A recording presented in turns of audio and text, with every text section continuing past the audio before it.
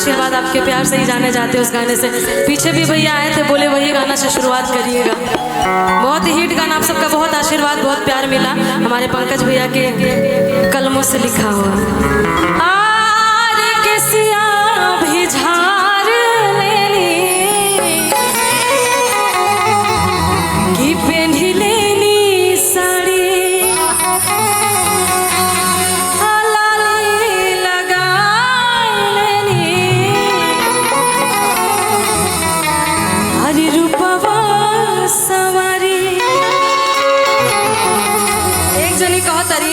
मान ली राजा जी के मेहरारू कहतर इनकरा से कि जी सुनत अरे एगो होता पीछवा से चूक राजा जी, इनके ऊपर सूट भी कर रहा है इनके नाम के साथ कि एगो होता पीछवा से चूक राजा जी लगाए अरे लगाए दी चुली जाके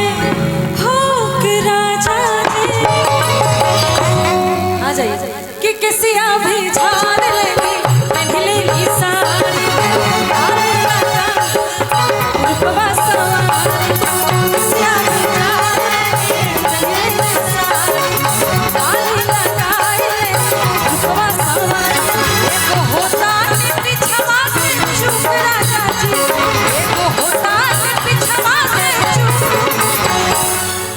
ऐसे चुपचाप बैठिएगा तो अच्छा नहीं लगता है ना। थोड़ा सा आप लोग का ताली बजना चाहिए, लगना चाहिए कि आप लोग को अच्छा लग रहा है।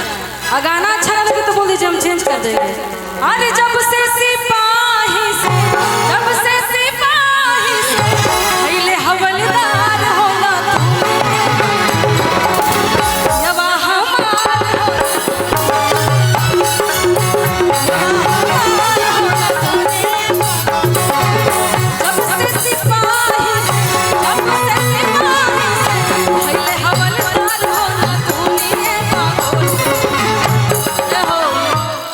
देखिए, जब तक मेरे साथ आप लोग का दांत नहीं दिखेगा, हमको ऐसा नहीं लगेगा कि आप लोग को अच्छा लग रहा है, तब तक हम परेशान करते रहेंगे।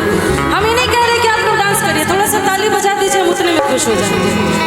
हाँ ना थूनी पागोली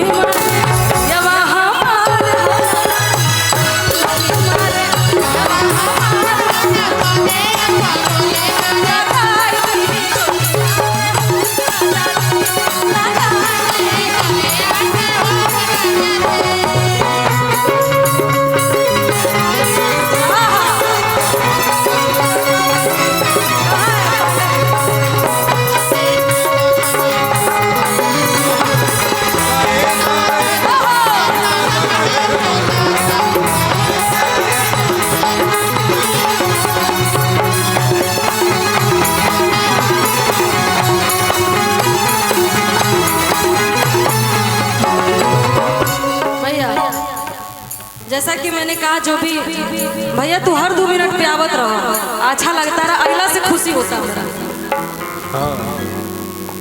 केकरा के अच्छा केकरा में दम बजे कनकी से ताक दी। नवीन श्रीवास्तव और गणेश श्रीवास्तव, बहुत बहुत पुरस्कार बा, ढेर सारा आशीर्वाद प्यार दुलार की कामना बा।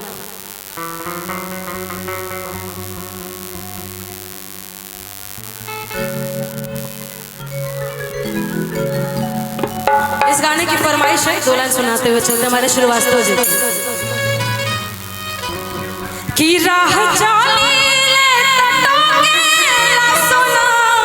सैया जी की राह चली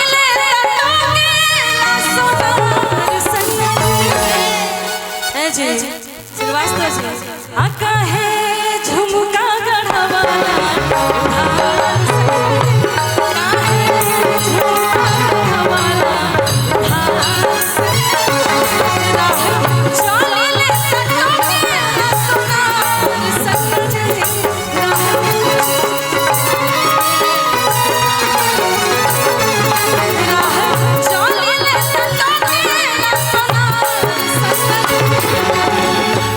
अच्छा जेकर मेहरारू इतना प्यार से बोली और मरद ऐसा पोलियो जैसा मुंह बना के बैठी तो अच्छा लगेला।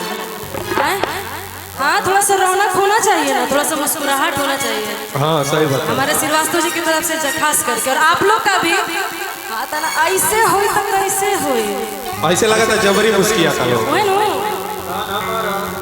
इधर तो मानिए चलिए हमारे सीनियर लोग बैठे हैं, तो हम लोग आए अरुआल चोखा जैसा लोग बनैले बड़ा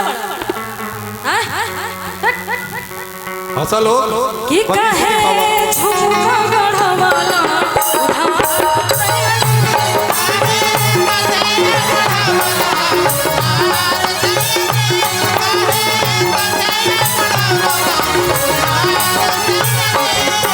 कि मिलो न तुम तो हम घबराए, मिलो तो आप चुराए,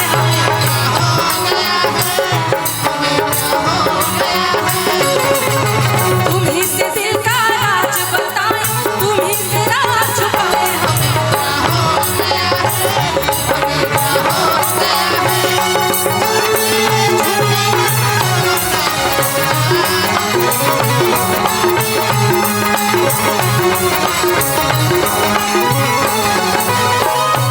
और का कहता सुना हमार ध्यान रौरे पे जाता, पूरा रउआ एकदम डबल बेड के पलंग बनी। देखिए हम लोग यहाँ पे सब लोग आए हैं, एक प्यारा सा माहौल हम लोगों ने बनाया है, एक हंसी मजाक का माहौल है, बुरा नहीं मानना है, नहीं ना मानिएगा। हाँ ना, अभी तो कम से कम खुल के बोला भैया नानू, मुड़िया हिलेला में टैक्स ना लगी, नहीं तो हम लोग का नेता थोड़ी है, टैक्स नहीं लगेगा, थोड़ा सा ऐसे ऐसे कर दीजिए या ऐसे ऐसे कर दीजिए ना ना, भौजाई खातिर रहुआ एकदम सुपर व्यवस्था बनी, और कुछ के जरूरत नहीं है। कि कहे झुमका गढ़वाला उधार सैया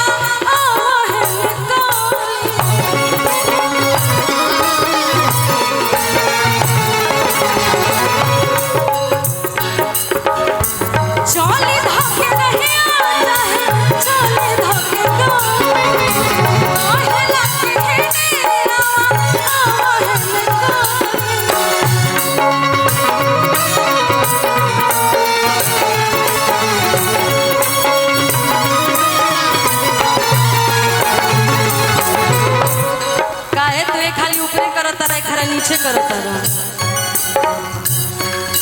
कह दिया आगे का कि जजी करत होय हो हमरा से प्यार राजा जी,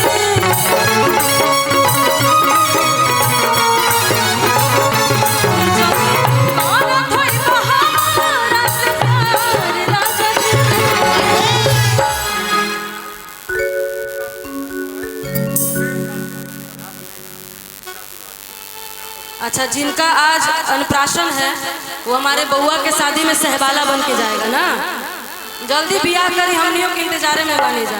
क्या हुआ? गणेश श्रीवास्तव जी अधिवक्ता, अजय यादव जी, डिम्पल यादव जी, नवीन श्रीवास्तव जी समाज सेवी, सिंटू सिद्धार्थ की शादी में राहुल सिंह जी का बेटा सहबाला बनेगा, ये कामना हम सभी कलाकारों की तरफ से है और ढेर सारा आशीर्वाद भी है।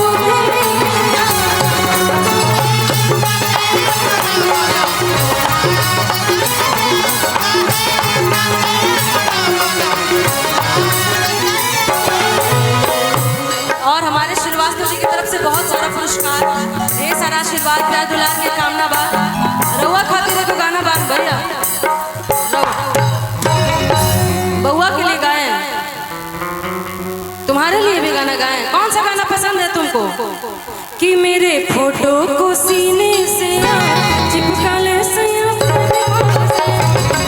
फेविकोल से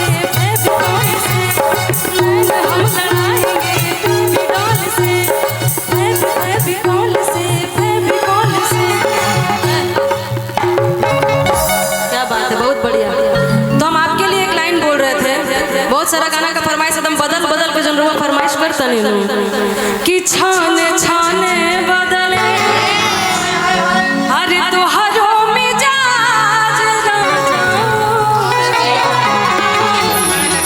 जी उड़न बाज रजो धोखेबाज रजो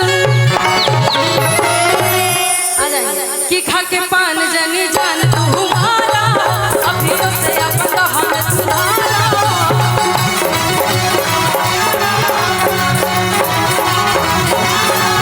खा के पान जनी जान तू हमारा अभी से अपना हम सुधारा तोहरा ना बाटे तनिको लाज ना जाऊं तोहरा ना बाटे तनिको लाज ना जाऊं। और हमारे श्रीवास्तव जी की तरफ से और जितने भी भैया लोग की तरफ से आशीर्वाद आया है, ढेर सारा प्रणाम बा, ढेर सारा आशीर्वाद का डुदार के आगे भी कामना बा, ऐसे ही आशीर्वाद बनाए रखें जी।